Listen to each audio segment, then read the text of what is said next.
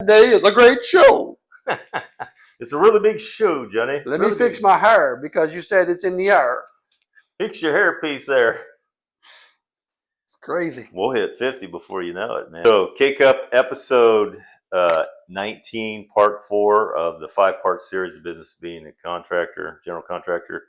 And this is the construction execution phase. Take 1, action. Got to look at the camera and smile for a minute. So you can cut it right there. Hey, well. All right. Welcome back. All right, I'm done. All right. I'm done. All right, Chuckles. Don't quit your day job.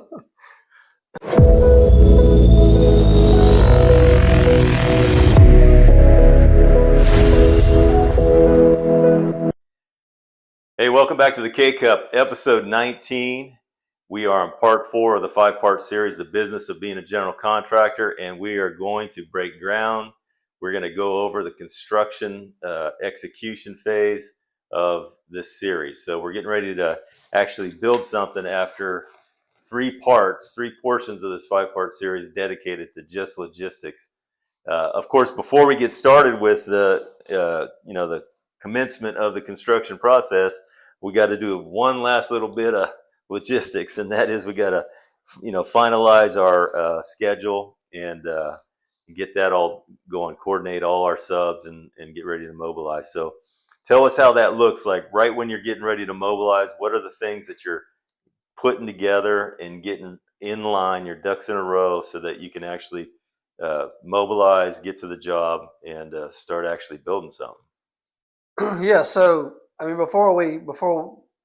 right before we get to that stage, we build a true schedule, a construction schedule, and the way we go about doing it is we'll build a schedule in house. We build it based on other projects and the time frames that we've experienced. Yeah. But what we do to ensure that the schedule's good is we send out to all of our key subcontractors, specifically the ones on the critical path, and we let them review the schedule. We let them check our timelines, make sure that we've given them enough time or ample time. Yeah.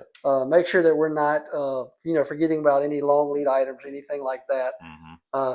But actually give them guys the opportunity to adjust their timelines, to adjust lead times, and make sure that part of the schedule is accurate. And so you do that with all the subs on the project, or specifically all the key subs on the project. So you want a realistic schedule, not something that looks like pie in the sky, but you're never going to meet it. You do it that way, you have a very realistic schedule. Gotcha. And then to keep it realistic, our superintendents just push on the subs and push on suppliers, and that's their job, to keep the project on schedule. Yeah. So a big part of the coordination and scheduling process is, I know that some subcontractors can actually overlap. They can be working on their scopes and all that. So what's the process there about coordinating the subs to where there's not a conflict on the job? I mean, we do actually do that within the schedule itself. Those subs that can't overlap, we have it built into the schedule that way. And the biggest thing about that is just communicating, making sure that all the subs realize who's going to be on the job, and making sure that everybody's planning to do their job without interfering with the other guys. Whether it's offloading material or being in the same work area at the same time, just coordinating those kind of things that could actually interfere. Yeah. And that's kind of how we make sure those go off with no interruption, if you will. Yeah. Of course, we know part of this mobilization effort, there's basic things like portalets and roll-offs, mm-hmm. and a lay-down yard, mobile office, depending on the type of project it is. Yes. Sometimes you have to provide that for yourself. The other thing is that we want to get this schedule in the hands of the project owner, discuss that so that we can set expectations for progress during the project. So what's the process there? What kind of communications do you have about the schedule and progress and things like that when it comes to the owner, the project owner? So the way we could keep the owner up to speed is, one, our superintendents they document daily progress. They do it through a series of reports. They state how many people's on the job, who's working, what type of work's being done. Yeah. If there were deliveries, were there weather, was there inspections, all those kind of things. But the way that we really communicate it to the owner is every Friday we do what we call a performance overview report, and basically it compiles some of the important information that the superintendent has on their report, but also some other financial aspects of the project that they're not that don't know of. But we submit this to the owner weekly, and then actually when we submit our pay apps monthly, we would typically do what we call a schedule update. We would actually go into the actual work and construction schedule, update the progress, and then that's the new schedule going forward. So the superintendent and the subs get a copy of that, and that's the schedule that we go for working forward. Yeah. So it sounds like they're going to get this first progress report really at the very outset to establish that communication with the mobilization part of rolling it out. And then the other thing that we really haven't talked about, but I know it's an issue down here for sure, is weather contingencies. Probably would be the same up north where you have hard winters. You would probably have weather contingencies there too that you have to deal with. So when you're making this final schedule and you're, again, informing the project owner of the final schedule, your intention to commence mobilizing and starting the project, how do you address the weather side of this? Yeah, so I mean, weather's something that we discuss, specifically if you're trying to get the project off the ground in a very wet season or wet time of the year, then you want to have those discussions early on and let them know that, this may be difficult. We may run into some problems. Yeah. How do we document that? Yeah, so I mean, the way we would document it, obviously, if we're working off of a schedule that we're not meeting, then we document that daily through our superintendent daily reports, and we document that we were rained out that specific day. Yeah. And depending on the project, sometimes we have to back that up with some kind of rain data. But our system automatically populates from the weather. We're not actually typing this information in. Yeah. So that's usually enough for most owners. Yeah. But that's the way we document it. And then we would ask for that, if we're under contract for a certain amount of days, then we just request those days back. Yeah. Typically, I mean, there's certainly been plenty of projects where we get a lot of rain days or a lot of rain delay. Yeah. I wouldn't say that we have a lot of projects that it's completely just really killed. No. Through the last, can be a factor though. I can think in 2016 there was a project that we could not get off the ground for a few months due to weather, and that was really an issue on that particular project. Yeah. So they're out there, Yeah. and it's like you say, it's important to document. It's important to have a clear communication of what's going to happen. Yes. In the event that there are some significant weather delays. Yeah. Because I mean, you think of things too, like the flood. I mean, it didn't rain every day, but once all of our jobs flooded, there was a significant delay that was something that everybody was battling, and everybody we had to figure it out. Yeah, it was ongoing day to day, and it could change in one part of town and not the other. Right. From day to day. So the reason why I brought up the documenting part of that about weather days is that they do accumulate over the course of a job, 6 months to a year, whatever the size of the project is. And if you're an aspiring contractor, it's something I wanted to bring to your attention to make sure that you understand that you want to document weather days. They may seem insignificant to you, particularly if you're just happy to have a job finally, you finally got your first project or whatever. But you want to document them and track them because say over the course of 6 months you have 10 rain days. Well, if you're 10 days over your deadline and perhaps in the contract that you negotiated there's liquidated damages, if you go past the end date, 10 days worth of liquidated damages could be significant. So you want to make sure that you're documenting this stuff and communicating it to the project owner as you go so there's no surprises at the end. And like Jon brought out, there's a process, a change order process where you can request those days back. You can submit a change order where no money's involved, but you're merely requesting lost days back to be added to the project. So they extend that project end date out to reflect those days where you just couldn't do any work. And and it happens. So Yeah, and really just any delay. I mean, you want to be reporting any or tracking any delay. that's right. And usually, I mean, the way it works is, these days, it's really not that big a deal till the end when it is. You know That's what I right. mean? So Yeah. it's important to have some documentation, to have some communication, Yeah. showing that before the final day of this project. Yeah. Just because someone verbally says, "Ah, don't worry about it" or whatever, you want to worry about it. You want to make sure you document everything Right. and cover your backside for that. So, all right, good. So we're getting ready to roll here. I can feel the tension mounting. We're getting ready to mobilize out to the project. So here we are in the construction commencement phase now. So what's the first thing that you typically like to have before you actually break ground out there on site with all the stakeholders and stuff involved?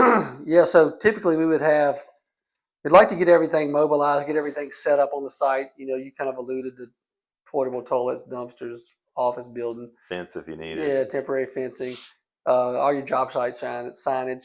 But yeah, we would want to have a pre-construction meeting, kickoff meeting, whatever you want to call it. Yes. Have all the key players on the job site. Run through preliminary schedule, run through some of the stuff we've already talked about. Talk about how we're going to perform this job in a safe manner. Where deliveries go. What the expectation for pay applications are. Yeah. All those kind of things. We want to hash that out in the first meeting, get everybody on the same page, Yes.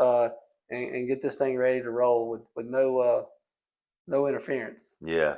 I mean, that to me that pre-construction meeting is a great opportunity.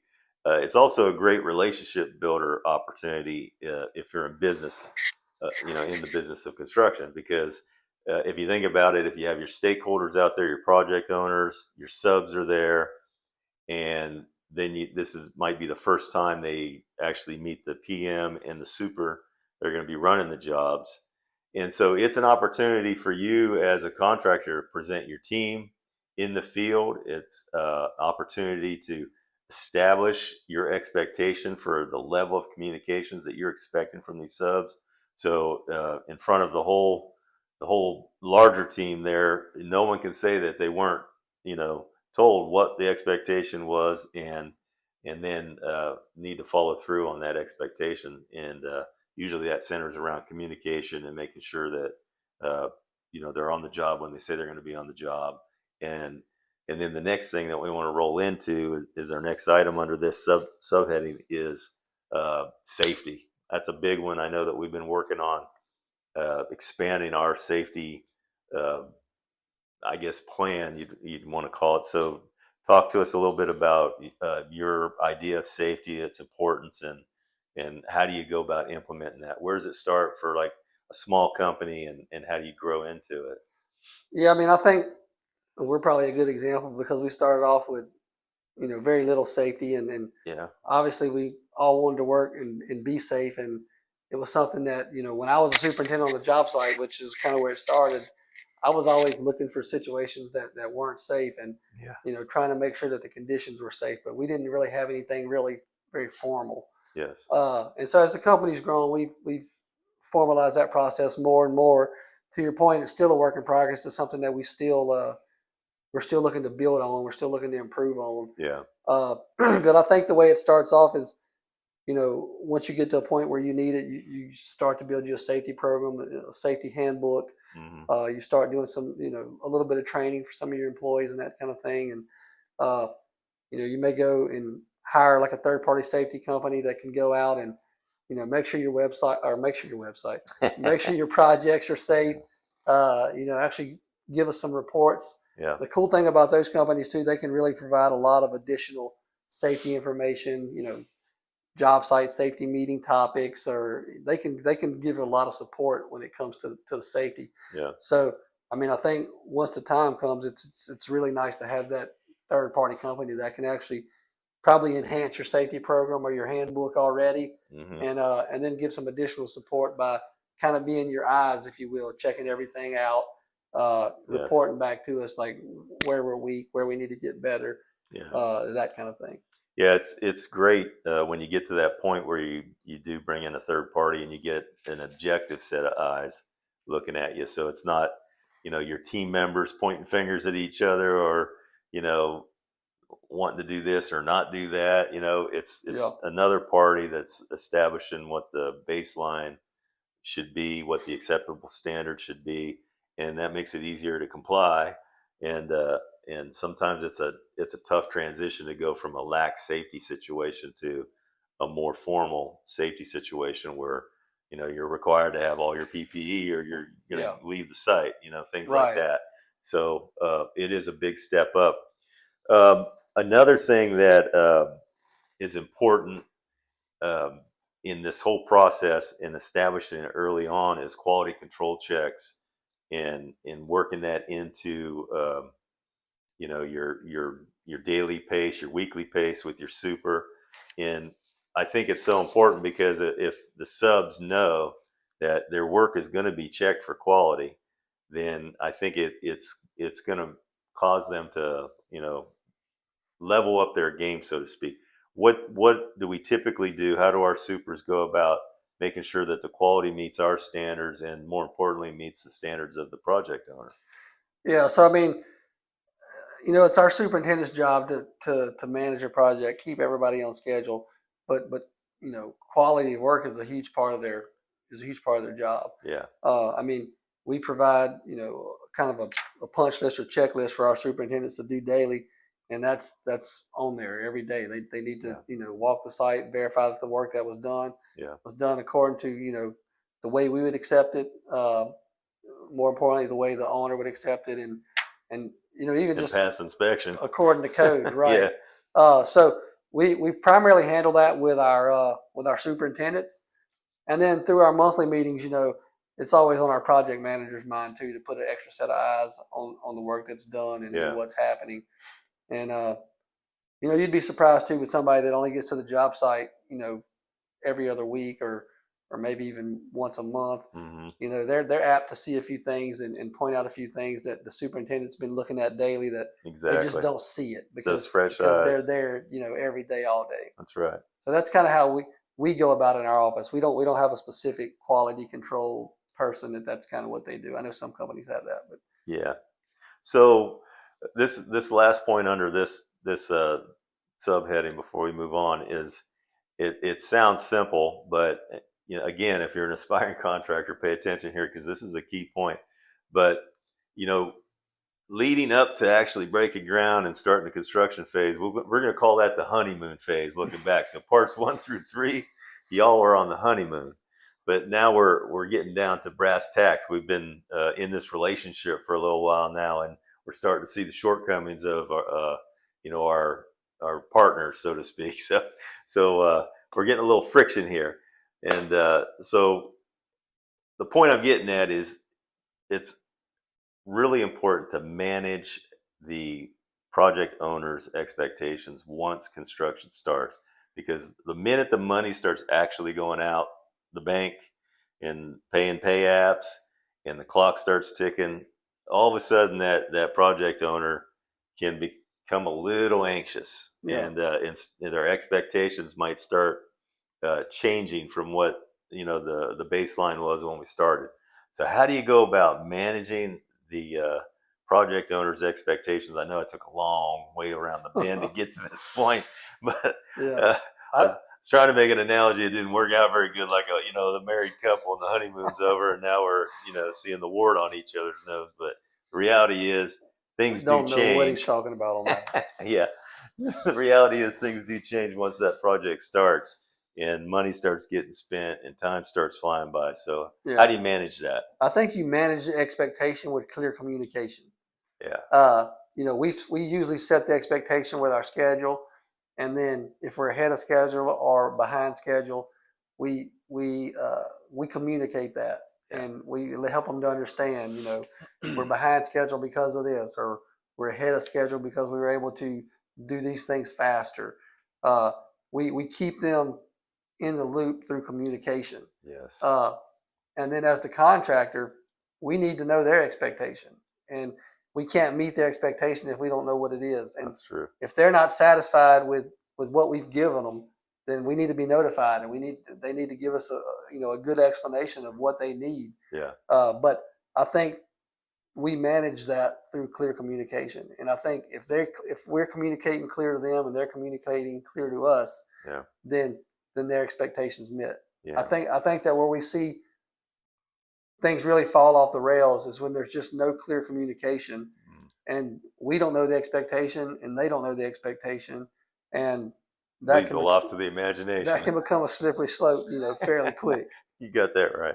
That's why I want to make a big point of this, because if you're a new contractor out there, look, a lot of tradesmen, a lot of people, guys or gals, either one. I know there might be some female contractors out there too.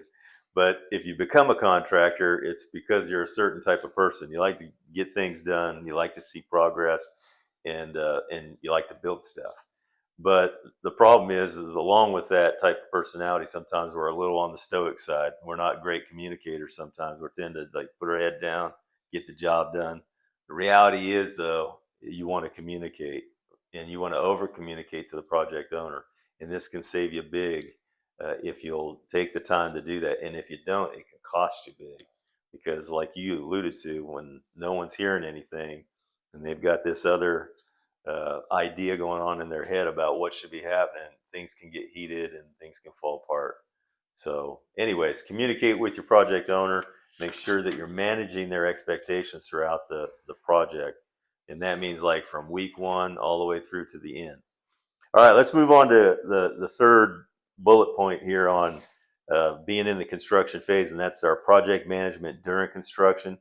We touched on a few little things there that the PM is going to do as far as communicating, but let's drill in a little bit on this, and let's start with daily supervision at the site. Talk about what staff would be there managing that, and how that all works out under our our umbrella of organization. Yeah, so I guess to paint a clear picture without a lot of words, we have a superintendent that runs the daily operations. We have a project manager who works with the architect, engineer, or owner. Yes. To get whatever pertinent information for the project. That PM passes it along to the superintendent, and then the superintendent makes sure that happens in the field. Yes. It's the super's job to follow the schedule that the project management team's put together, build it according to that schedule as best as possible. They keep the subcontractors lined up. They keep them on schedule. They ensure the quality is there. Mm-hmm. And then they do the reporting, the daily reports. Yeah. The PM, communicates with the owner, communicates with the architects, and whatever information he has, he pushes that along to the superintendent. Yeah. Here in our office, it's our PM's job to ensure that the superintendents are doing some of the things that we want them to do. Yeah. It's a part of their job to kind of follow up, make sure they're getting those reports done, make sure they're commenting in the right areas. Yeah. Make sure they're staying on top of their as-built, that kind of thing. Mm-hmm.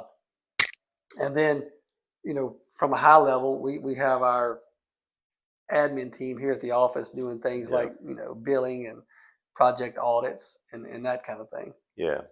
So I thought you said you were going to explain that without a bunch of words. Come on. You went over the word. Well, I wanted to start it. That's why I highlighted the 3 or the 2 and then went into some words. Okay. All right. You set the expectation. All right. All right. So that was and by the way, it was a great expectation about what goes on site. So let's talk about now, because anyone listening that's just thinking about becoming a contractor may not be familiar with this process, but they've probably heard about it, but don't know really how this unfolds. Give us an example of how a change order might come about on a project, the role the super would have in that, and then the PM's role. One thing I probably didn't do a really good job is, talking about what the PM does inside of their role. I've talked about the communication, but so the PM would be the one that actually kind of, here in our office anyway, builds the schedule, does all the buyouts with the subcontractors. Yes. Kind of all the management part of the project, if you will. Yeah. Not in production in the field. Yeah. So with that being said, I'm trying to remember the question that you asked me. so to Oh, help change those, order, change order. I yeah, got you. I change got you. order. Let's So go through yeah, order. so the way the change order typically happens is one or two ways. Either an owner realizes in the field, or maybe not in the field, that they want to do some additional work. So they would reach out to the project manager, because the project manager is the point of contact, Mm-hmm. and they would ask them for the specific part of work. Yeah. The other way it happens is our superintendent realizes in the field that something can't happen according to plan, Yeah. or that we got to go an alternate route because of some existing conditions or something like that. Yeah. And in that point, the superintendent would document it. He would basically send out an RFI saying, here's the condition, how are we going to proceed, Yeah. and that would get the ball rolling on a change order. Yeah. Depending on, and in the other method, once our PM got some correspondence from the owner, that would again set the ball rolling. Yeah. Or, and the way it works here is we, depending on how big it is, a change order. If it's something small, then typically our PMs kind of handle it. They meet the sub, or yeah. Meet the supplier, or whatever it is that we need, Mm-hmm. and they kind of put together a little price. If it's a big, I know recently we had a project where we had $250,000 change order. On something like that, we typically give that back to the estimating team and kind of let them almost build it like another little small estimate. Yeah. And put it together. And then from there, it starts over like a new proposal. We send it over to the owner, proposal format, explain exactly what it is, what the change is, what the cost is. Yeah. And then, they either approve it or don't. Yeah. Okay, good. That's a pretty good, thumbnail sketch of how a change order might come about. So, as far as quality control, now we talked a little bit about it. As far as obviously wanting to establish that when you're getting ready to begin the project, establish the expectation with the subs and everything. But so, what's the actual nuts and bolts now of actually doing that? Of developing a punch list as you go, making sure that you're managing that quality and the punch as you're moving through the project, so you don't end up with some 8-page $150,000 punch list at the end of a project. Yeah. So I think some of it is who are the subs that we're working with, the PMs and the supers. We all have relationships with a lot of subs, and we've worked with them for a long time.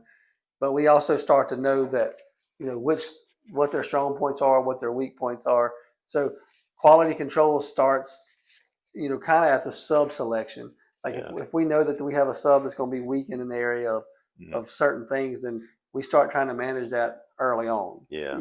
Yeah. And whether that's just the superintendent, staying on top of the work as they go, or Yeah. the project manager checking out that kind of stuff. Kind of have layers of protection for that. Yes. Yeah.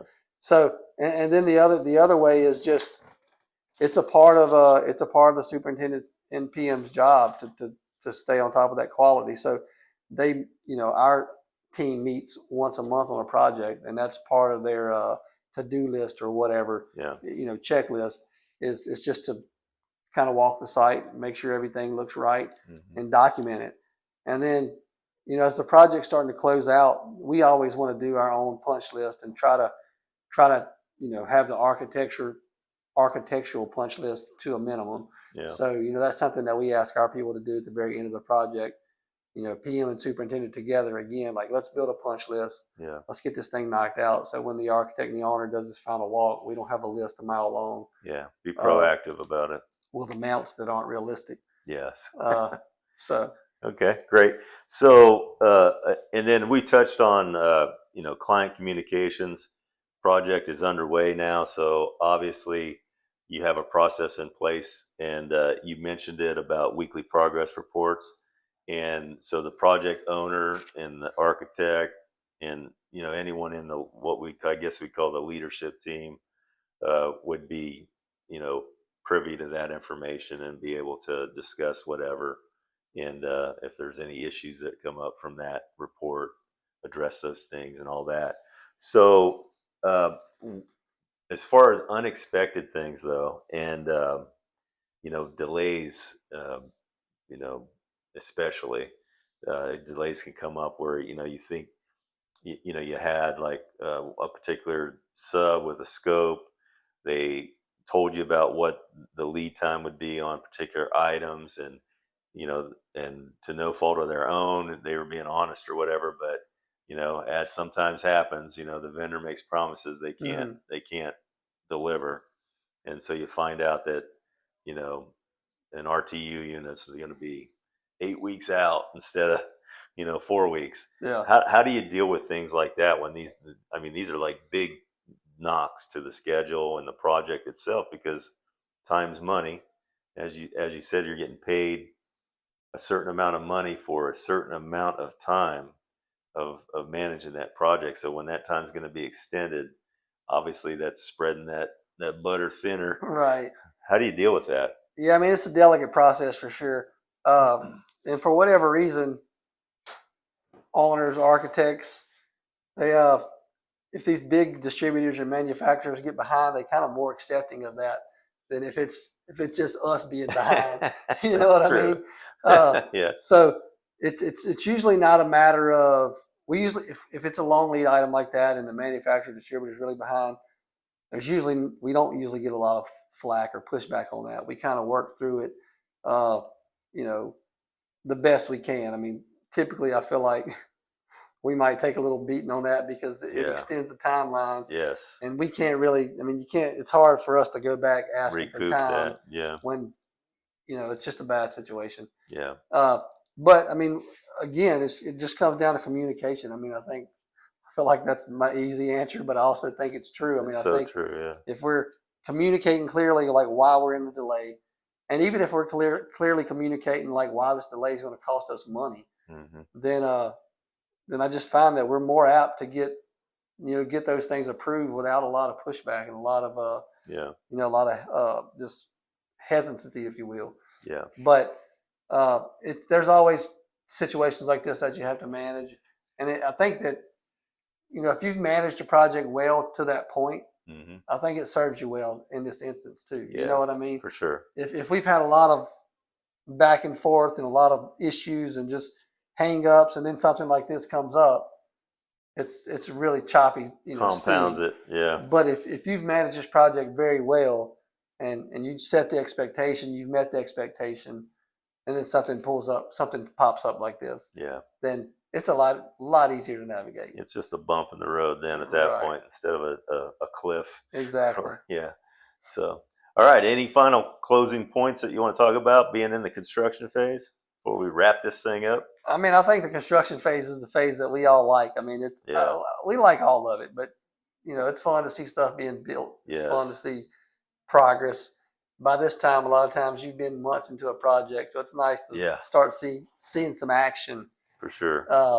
and it really makes it rewarding at the end. Absolutely. Yep. That's why we're in this game. We like to build stuff, but to do so, there's a lot of paperwork that has to be done prior to that. So, all right. Well, that's going to wrap it up for part 4.